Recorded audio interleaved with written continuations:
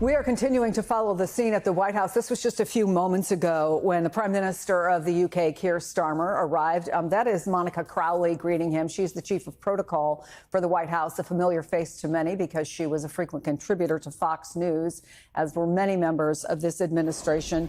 But he and Trump have a warm relationship. He has talked about it. I think they've met at least 3 times already this year. And of course, there's that big state visit that's coming up in September for the president to London. But all of this surrounding the question, what will it take to end the war in Ukraine? It's at the heart of everything that's underway at the White House, with meetings between Presidents Trump and Zelensky and those European leaders who continue to arrive in this moment.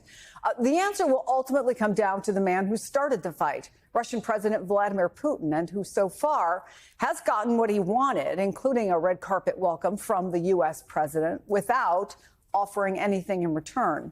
Joining us now, Michael McFaul, former U.S. ambassador to Russia and MSNBC international affairs analyst. It's always good to see you.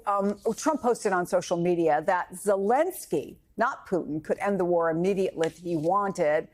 And he wrote, "No getting back Crimea or ever joining NATO." So what message does that send to Putin back in Moscow? That, to me, sends a message that President Trump does not know how to negotiate. It's just appalling to me. I'm sorry I have to be so blunt, but I've negotiated with the Russians. I've studied negotiations. And when you have cards like recognition of Crimea or not letting Ukraine into NATO, you need to use them to get something from the other side. And what I don't understand about President Trump's strategy, and I've read Art of the Deal, by the way, and these tactics are not in Art of the Deal. He gives away his cards before the negotiation. So take Crimea and recognitions, for instance. So maybe ultimately that's something that has to happen as part of a peace agreement.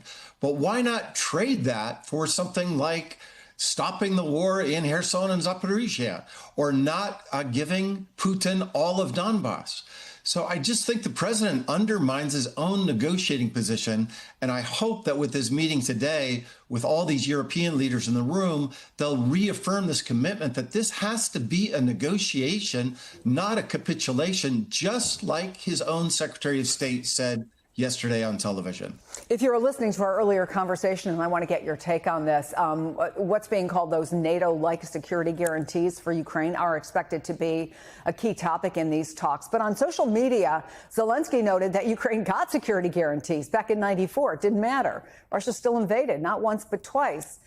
Is there any reason to believe that, let's say, some deal is reached that includes some security guarantees, that Putin will abide by the terms of any deal like that? No, they should not be, in my view. I know the president doesn't agree with me, so it's a non-starter. But in my view, instead of talking about NATO-like guarantees, they should be talking about NATO guarantees, and trying to split the difference and make this difference a distinction, I think, is a strategic mistake. Second strategic mistake is we should not be negotiating with Putin over our bilateral relationships with Ukraine. Why does Putin get a veto over what we do with Ukraine? Why does he get a veto over Germany or France or the United Kingdom does with Ukraine? Mixing those together, I think, is just a strategic mistake with respect to getting an enduring outcome. There could be a ceasefire and land swaps with Putin, and that's agreed upon. And that could be day one. And then day two would be the announcing of security guarantees. I would like them to be NATO guarantees, but those two things should be separated. And by conflating them, they're just President Trump is giving Putin more leverage than he deserves. And Michael, you and I have talked a lot over the years about the style, the approach of Vladimir Putin. I want to play some of what former Vice President Mike Pence had to say about his former boss, President Trump, and his negotiating style. Take a listen. I served alongside the president for 4 years. I know his style in dealing with these dictators. It's the velvet glove, but I think the hammer needs to come, and it needs to come immediately. So he agrees with you clearly. Is there a statement, an action, a hammer, to use the former vice president's word, that you most would like to see out of talks today? And that's obviously Giorgia Meloni, who is the Prime Minister of Italy. Yeah, I'm glad she's there. I'm glad this lineup, I think, is very appropriate. So I'm glad they're all there. Well, go ahead and talk about why, her in particular. Well, she's got a special relationship with President Trump. I don't, that's what the reporting says. Alex Stubb, the president of Finland, he's an interesting addition to the big powers of NATO. He's there because he had a long golf game with President Trump, and the reporting says that they communicate together a lot. That's a good sign. And then therefore that leaves Zelensky with more people in the room, not just that one-on-one that we saw was such a disaster the last time they met in the Oval Office. To answer your question about today, just today, not the long-term negotiations, but just today, one, a return to the idea of a ceasefire. This idea that a ceasefire gets in the way of a long-term peace deal is baloney. It's complete nonsense. Putin just killed a whole bunch of Ukrainians last night.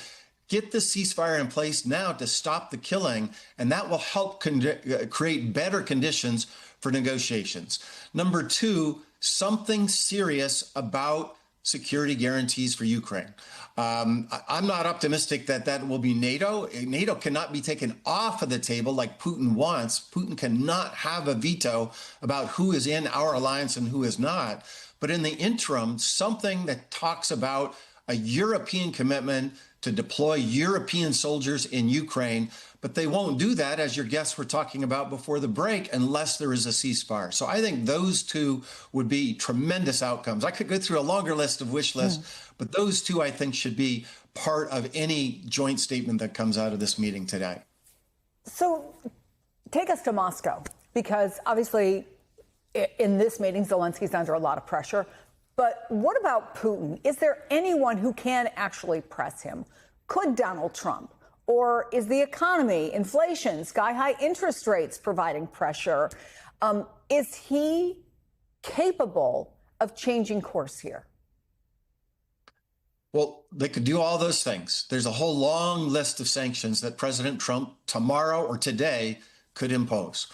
These leaders today could agree finally, they should have done it 3 years ago in my view, that the Russian central bank assets that are sitting in Europe and the United States are going to be transferred to Ukraine so they can buy new weapons. They could literally do that today. That would get President Putin's attention. But the other piece that I think is just fundamental to the misunderstanding of Putin that President Trump has right now is that he does not have to keep acquiescing to Putin's demands.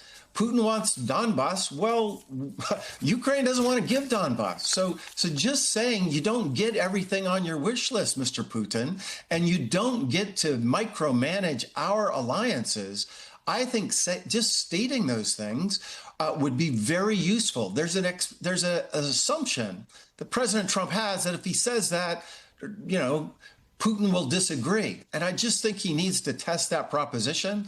I think he's just given away too many cards at the beginning of the negotiation. He needs to take back those cards and now start negotiating. Just, again, I want to underscore, like his Secretary of State said, everybody has to give something for a successful negotiation to take place.